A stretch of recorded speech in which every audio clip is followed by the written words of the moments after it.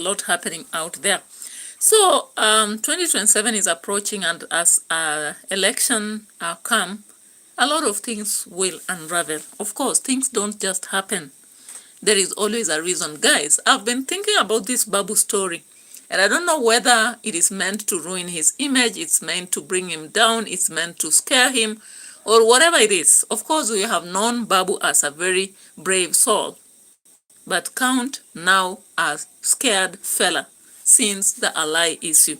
I actually cocked a gun on Babu Owino. Babu Owino has been counted as a goon in Nairobi, and his popularity was just going up and up every day with the young people behind him and everything. Now, it comes out that it's not a story that just happened coincidentally, but of course Maverick Aoko has been posting a lot of information on politicians. Guys, even another day I was asking, where does Maverick get the energy and the news to keep reporting on so many political images?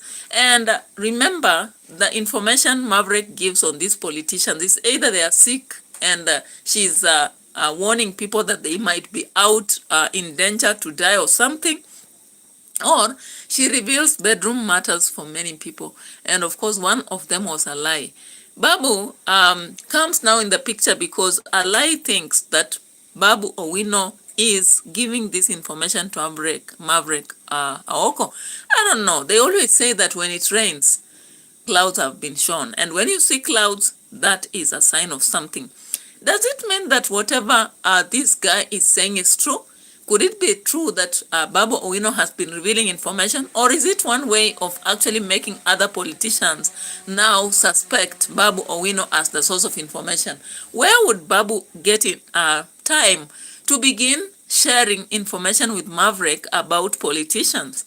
Is he clean even? You know, I would ask such questions. Is Babu Owino clean when it comes to relationship matters? I'm not so sure, because politicians are people who relate with a lot of individuals. Sometimes they get they get intoxicated, and in the process they are not mentally stable, or rather even emotionally. So would he start exposing information about ALAI when he himself maybe might be engaged in one or two things here and there?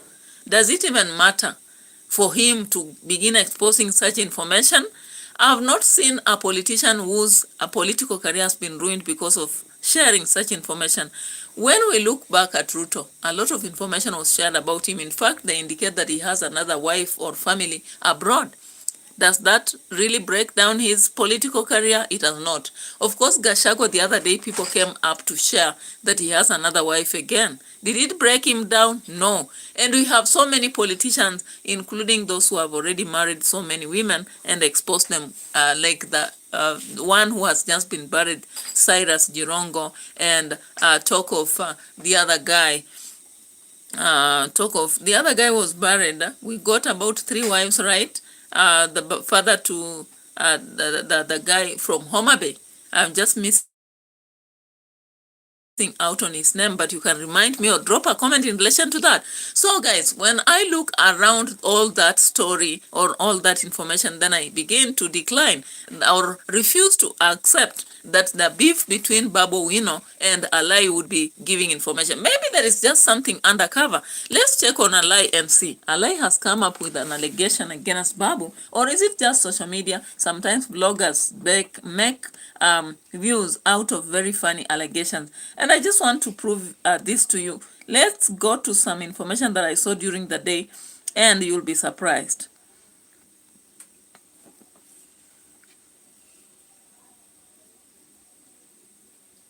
All right.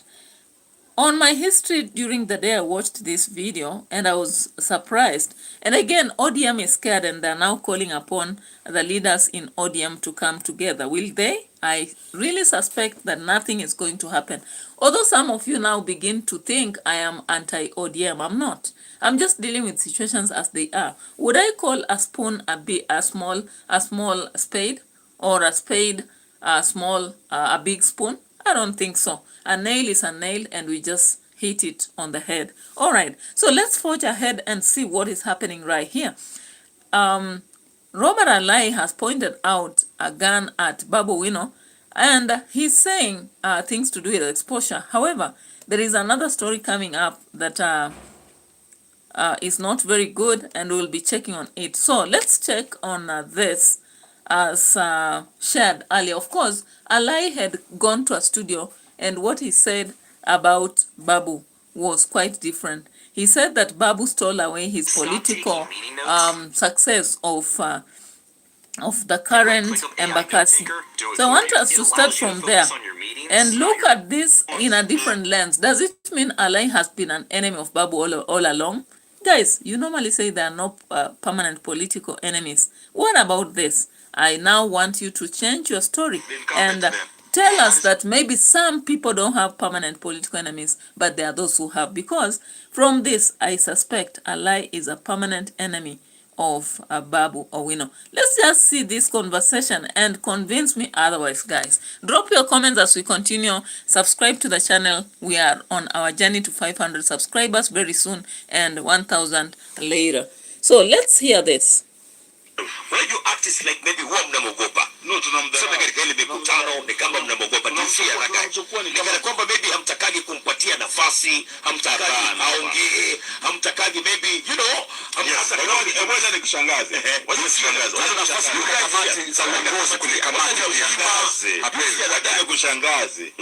Yeah, guys, I want you to pay attention to the answer ALAI is going to give, because he has been just asked, why do you seem to fear Babu? Why don't you want him to speak in meetings? Of course, you remember very well in the 20th anniversary, SIFUNA just created a forceful moment for Babu to speak. When you come to the funeral for Baba, he again was not really allowed to speak as such unless the youth forced it. Then there was this meeting in Homa Bay, you remember? And the last time he spoke in Mombasa, Babu Owino came up to say that that would be the last time he was speaking, which is true. Have we seen him speaking again? No. During the funeral of the sister to Baba, all we saw is he was allowed to wave, and it's Winnie Odinga who requested him. All right? So I hope you get to it. Now let's listen to ALAI more. Kwenye kamati unajua uongozi ODM, unajua huyu jamaa alikaribishwa aliingia 2017. Mimi mwenyewe nilikuwa nafaa kukua mbunge wa Embakasi East wakati ule. Nikakujiwa na mheshimiwa Junet. In fact mheshimiwa Junet siku moja kumuuliza hii swali. Mpaka tukanunua magari manini. Mpaka saa hizi bado niko na pickup. Yenye tulikuwa lakini nikasema kwamba saa hizi bado niko na mtoto mdogo. Mwenye ndiye amezaliwa juzi. Nianze campaign 2 years to the election. Nianze campaign elections. Alafu niko further studies.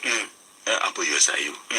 Alafu najua nilikuwa nasema kwamba lazima nimalize hii masomo. Masomo huwezi kupostpone. Umri pia so nikasema mbona huyu ndugu yetu yani Babu asiingia.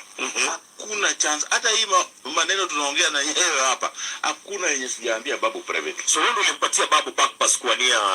All right. So you realize that there are situations sometimes somebody might not be ready for something. Then they give you an opportunity to get it. So ALAI is claiming that he gave a chance to Babu Owino to vie for the position of Embakasi. He was supposed to be the one getting it. Does it mean he's actually bitter about it? There are people who can give you some opportunity, and once you shine, once you glow, they grab it back from you or will blame you or will hate you. Now, just take, for those of you who practice agriculture, have you ever gone to a place and leased a piece of land and then the production is bumper? What happens? And a year later, the owner takes it back from you. Even if you had an agreement of 2 years, they will not allow you to go for 2 years. They'll just let you have it for 1 year, and now they grab it from you. Does this mean ALAI and Babu relationship is actually based on that? Hello, welcome. Thank you so much, Rafiat. Rafiat Mohammed, thank you. Welcome. Hi, hello. Which country are you from? Welcome. I hope you are fine. 2026, how is it doing with you? Then there is somebody there, I don't know whether it's Arabic. I can't understand what you're writing, but it looks like Thailand or something. I'm not so sure. Hello, Mohammed Rafia. I've said hello already. And then there is somebody there, I can't read the name because everything is in Arabic. But welcome, welcome. Thank you so much. I appreciate your presence. And consider liking my video, subscribe to the channel, and do share my videos. All right, welcome, welcome in the house. So, I think you've got it clearly The fight between ALAI and BABU seems to have started long ago. The rain started beating them long ago in the political journey. And therefore, I really don't accept the weird circumstance where we keep saying that there are no permanent political enemies. From my end, I can see ALAI is an enemy to BABU currently, or rather BABU is an enemy to ALAI. And maybe ALAI is being used by ODM or being used by broad-based government, whatever. You know, that's a mixture. We don't understand it. And I'm coming to just explain that broad-based coalition has created a lot of fuss for ODM. I don't know what they'll do to unravel. You know, like the rope is hanging in the neck. I don't know what they'll do to save themselves from the situation, but it's so tragic for on what Babu said. What exactly happened? You know, a lot of people have been just hearing rumors from a distance, but they didn't hear from Babu or from ALAI. Now today, both Babu and ALAI spoke, and I'm going to bring you the two. Now let's start with Babu. Punched me on my right jaw. Still stood looking at him. Then there was a police officer. He was seated. Then a short time punched me on my right jaw. Still stood looking at him. Then there was a police officer. He was seated with several DCI officers. One of the DCI officers went and took the gun from him. Okay. These days, They actually presented some information about the same, saying that while in the restaurant, Robert ALAI actually pulled a gun intending to finish Babu Owino after being accusing Babu of allegedly using blogger Maverick to tell people online that border guys are sleeping with his wife. Babu Owino was shocked but maintained his composure. These days, Babu only walks with Bible, power bank, and water. An officer reportedly disarmed ALAI before anything was happened. That was too close. We almost became political orphans. That is Kang'ethe, of course, is a political commentator whom I always see online. Now, away from that, I've seen another post coming up. I don't know. Let me just check. There was another post. I may not get it that fast. But that is it.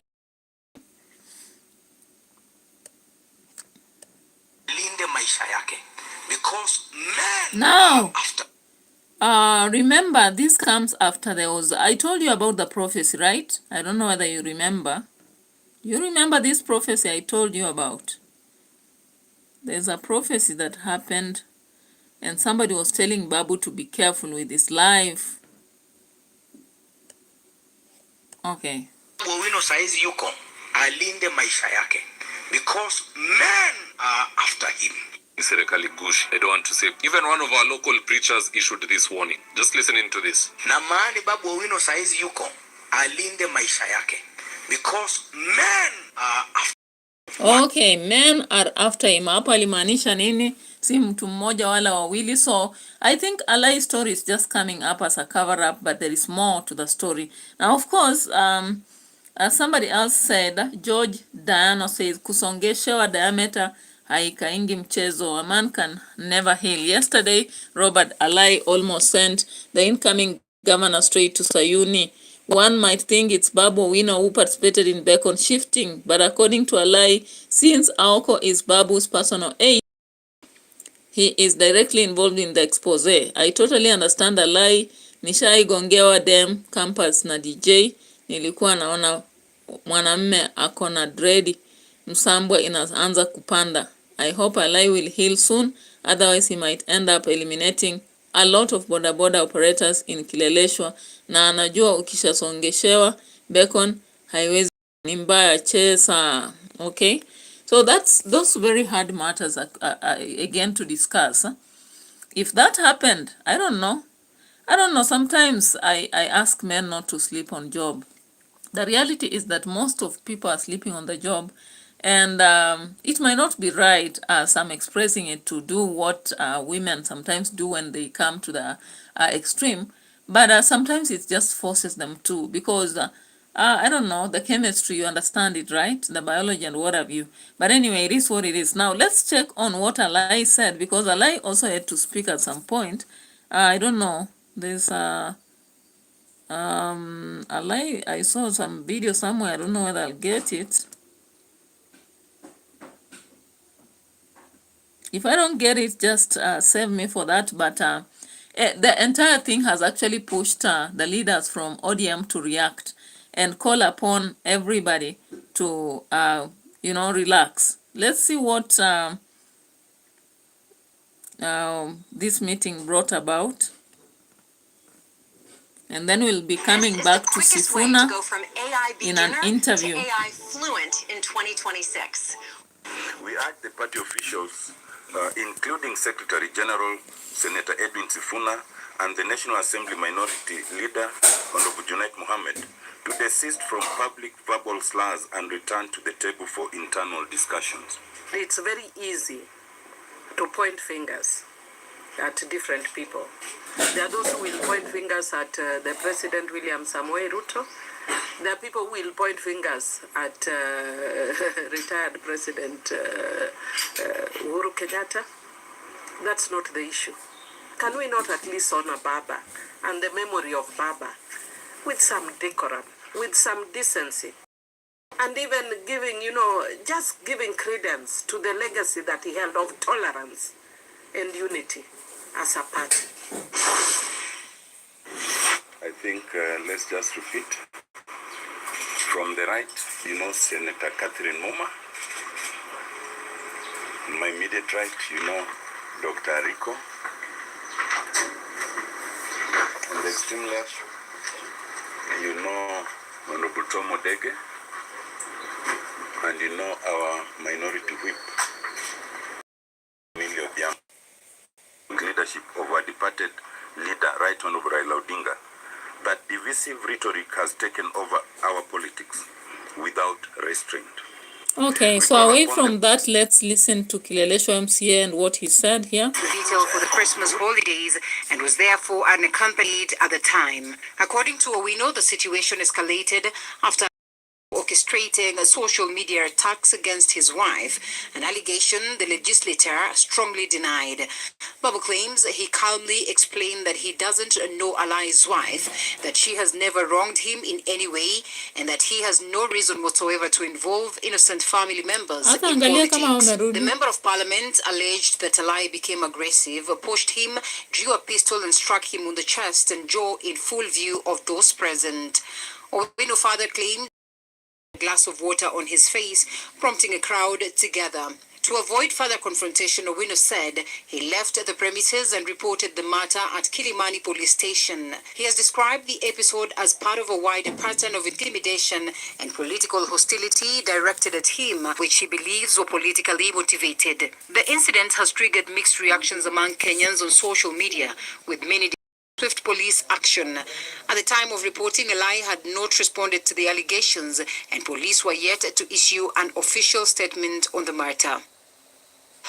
Yes, indeed, that report. Kileleshwa MCA Robert ALAI involved in a gun drama with Embakasi East MP Babu Wino at a high-end Nairobi restaurant. He's here with us today. And yes, we've been getting a lot of media reports, but let's hear it from the horse's mouth. When ALAI, what happened? Thank you, Fred. I think it's a very unfortunate situation, but what I can say about the case, because it is that we were at the Cedars restaurant, which is in Kilimani. We were sitting together with others, and Babu was sitting at a different table, and he came to greet us. I told him that I'm not very comfortable greeting you. He started to push my head, telling me how he will banga me in the Nairobi City County, which is capturing, say that Nairobi Meshaenda. I said I'm not vying for any governorship seat, because I hear you are vying for the governor's seat. So I don't think that I am supposed to be in the conversation of the governors, because I'm not a candidate. So he kept insisting, and saying that in fact one of the people we were sitting with joked that Ranipatia look at your finance. I said, I'm not a candidate in any of these things, but what I would urge you is that when you're doing all your politics, please don't including all family members, because if you do that route, then it becomes very bad for us. Then, you know, he started becoming very agitated. You know, he continued pushing my head. You know, I told him, I don't want to greet you. Please just go home. Because I knew that this thing has been very uncomfortable to me. I've never addressed it in any platform or forum. But I told him that just go away. This is not a matter which you never see me, you know, put my family members or post my family members on these platforms. And I would urge you that we end this issue here. But he kept pushing my head. So when I stood up and pushed him back, I think he's now brought in other issues, because I didn't throw a gun on him. There was a gun on my waist, but I didn't throw a gun on him. The person sitting next to me saw the gun on my waist because I was wearing a shirt only. I was not wearing a jacket, and I took the gun. There's no, if you go to that restaurant, they have a video. I produced one video where I said I threw a gun on him. All right. Yeah, so I find it just absurd, because the fact that an issue has come in place, then you're looking for ways of kuongeza kitungu, bizari, you know. I find it, the spices are not normal to me. And many people are questioning and asking the question, is it purely... I'm 65, and today I'm trying my first Tai Chi workout. Alright guys, that is an interview I wanted to hear from ALAI himself, and I don't know, I'm reading some body language that looks to be deceptive, and I wonder how somebody would draw a gun from, actually pick your gun just when it's on the waist. Why would the DCI person sitting next to ALAI pick his gun when it's just on the shirt? There are a lot of hanging questions around there. Then how would BABU keep pushing his head while he's sitting with other people? Would that really look okay? Like, how you cannot agitate a man for that long? When he went to greet and he said he's uncomfortable and he could not greet, would he, BABU, take his time to begin actually asking him about being part of finance and all that? I'm not so sure about what this guy is saying. But anyway, we will know the matters DCI continue to investigate. Meanwhile, let's check on SIFUNA. Of course, there is one video in which SIFUNA is being interviewed. And yeah,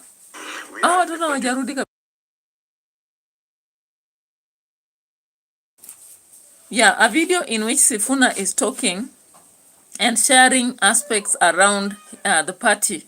And let me hope that I'll get that video. That was with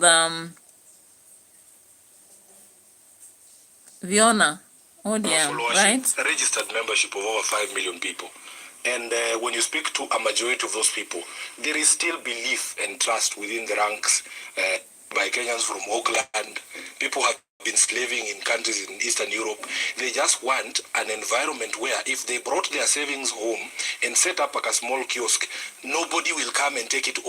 Buy a piece of land, some guy in government, because he's powerful, will not come and grab it, and all your life savings are gone. They were calling me crying, asking me, SIFUNA as SG, how could you people fumble this? This was a layup. This was a straight-on election. How could you fumble it? The lesson I've learned from 2022 is that for as long as the good people, the people who mean well for this country, continue to be silent and to say, oh, maybe let's just leave, Yvonne knows what he's doing or what she's doing, I'm telling you, when it goes south, all of us, including people who never get the mic, including people, members who have supported ODM kwa hali na mali, but they will never be called to your show. We have a responsibility to speak for those people, you know? And who are some of those people then? Yeah, I've given you the example of the gentleman from Nyandu. I will not name him, but he knows himself. He's watching. He has a certificate of honor. That certificate is signed by Raila, not even by the Secretary General of the party. Very few people have that certificate. And he's the one telling me, please, don't be confused by this noise you are hearing from some of these leaders here at the top. Just listen to what the people, the supporters of the party are telling you, and please represent them. I have chairmen of counties. I will not mention them because people will start saying, oh. And they tell me, SIFUNA, if it were not for the few of you at the national leadership who are saying we need to reconsider some of these associations because it is hurting us. Yvonne, we have by-elections coming up. We try and talk to candidates. For the first time, people are not scrambling for our ticket. For the first time, I've never experienced anything like this. They are telling me, I want to be in parliament. I love ODM, but if I go with the ticket, I will lose. Because of your association with UDA, not because ODM is a bad party. It would seem there's a crisis in the party. This is what I was talking about, the confusion. ODM has a followership, a registered membership of over 5. All right, guys, you heard that, right? So, of course, we have seen a lot of crisis in ODM, and Orengo did announce it 6 days ago. Now SIFUNA has come up to announce it, and there is a time I remember BABU did talk about it. I think it was around October. Yeah, October. He did talk about it. And of course, even this guy, the brother to Raila Odinga, at some point said something about it. And Winnie Odinga did say something about it. So when we continue focusing on discussing ODM and the faith, and the people are not listening to this, I think currently people will be so skeptical about vying from ODM, and because they fear, will they really be voted in under that party? Do people still trust this party? Can you trust this party now? Listening to what SIFUNA is saying, there is an allegation that came up with Junet pointing out that out of the accusation that has been laid on him over the failure to actually defend the votes of 2022 is not blamed. It's supposed to be not to be blamed on him. Okay, that was an exchange between Junet and I think a group of ODM, not ODM, but Uhuru Kenyatta. So he blamed Uhuru Kenyatta, saying that his cousin Mohoro is the one who led to the failure. But then another person came to post a statement saying Junet is the one who blocked everything, and his intentions were clear. Possibly he wanted the will of the government, and no wonder he's standing by the government. Anyway, things do not just happen as they are. They are always planned. They always have a journey, and they end up as they are. As we continue to unravel or dig out of this statement and discuss, let's see what will be happening very soon or later. Otherwise, bye-bye for now, and let's focus on edutainment for us. Thank you for watching. Unasema watoto hawajarudi paka sai? Nasikia hawa ni kama wako.